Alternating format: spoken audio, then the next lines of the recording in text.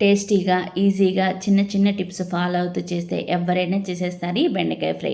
నేను చెప్పే చిన్న చిన్న టిప్స్ ఫాలో అయితే మాత్రం బెండకాయ ముక్క విరగకుండా పర్ఫెక్ట్గా చేసేస్తారు. ఎలా చేయాలో చూసేద్దానండి. ఇక్కడ నేను 1/2 kg బెండకాయలు తీసుకుని బాగా వాష్ చేసుకుని బెండకాయలకు తడి ఏమీ లేకుండా తుడుచుకొని చిన్న చిన్న ముక్కలుగా కట్ చేసుకుని 10 నిమిషాలు ఫ్యాన్ కింద పెట్టుకుని ఆరబెట్టుకుని తీసుకున్నానండి. ఇలా ముక్కలు ఆరబెట్టడం వల్ల ఏంటంటే మనం ఫ్రై చేసేటప్పుడు తేమ ఉండకూడదు అనమాట. అలా ఉంటే బెండకాయల్లో జిగురు బయటకు వచ్చేస్తుంది. అందుకే ఇలా చిన్న టిప్పు ఫాలో అయితే సరిపోతుంది. ఇప్పుడు స్టవ్ టర్న్ ఆన్ చేసి ప్యాన్ పెట్టుకొని ఫ్రై కావాల్సిన ఆయిల్ని ఫ్యాన్లో వేసి వేడెక్కనివ్వాలి.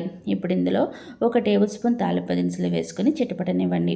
ఇప్పుడు ఇందులో ఒక ఉల్లిపాయ తరుగు, 2 పచ్చిమిర్చి తరుగు, కొద్దిగా కరివేపాకు వేసి ఒక 5 నిమిషాలు ఫ్రై చేసుకోండి.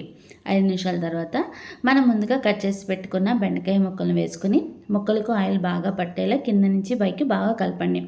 ఇప్పుడే పర్ఫెక్ట్గా కలిపేసేయాలి. మళ్ళీ 10 నిమిషాల వరకు అస్సలు గరిటె పెట్టి కలపొద్దు.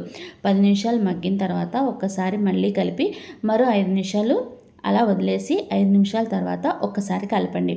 ఈ స్టేజ్లో ముక్క విరగమన్నా విరగదు. ముక్క పర్ఫెక్ట్గా ఫ్రై అయిపోయింది. ఈ స్టేజ్లో మరోవైపు బెండకాయ ఫ్రై కోసం మసాలాను ప్రిపేర్ చేసుకుందాం. ఒక బౌల్ తీసుకుని 2 టేబుల్ స్పూన్ కొబ్బరి తురుము, టేస్ట్కి తగినంత ఉప్పు, 1/2 టేబుల్ స్పూన్ కారం, 1/2 టేబుల్ స్పూన్ ధనియా పౌడరు, కొద్దిగా పసుపు వేసి బాగా కలపండి. ఈ కలిపిన మసాలాను తీసుకుని ఫ్రైలో వేసుకోండి. ఈ స్పైసెస్ అన్నీ బాగా కలిసేలా బెండకాయ ముక్కలకు బాగా కలిపేలా కలుపుకొని ఒక 5 నిమిషాలు మగ్గనివ్వండి. చూసారు కదా, ఎక్కడా కూడా ఒక బెండకాయ ముక్క విరగకుండా పర్ఫెక్ట్గా ఫ్రై అయిపోయింది.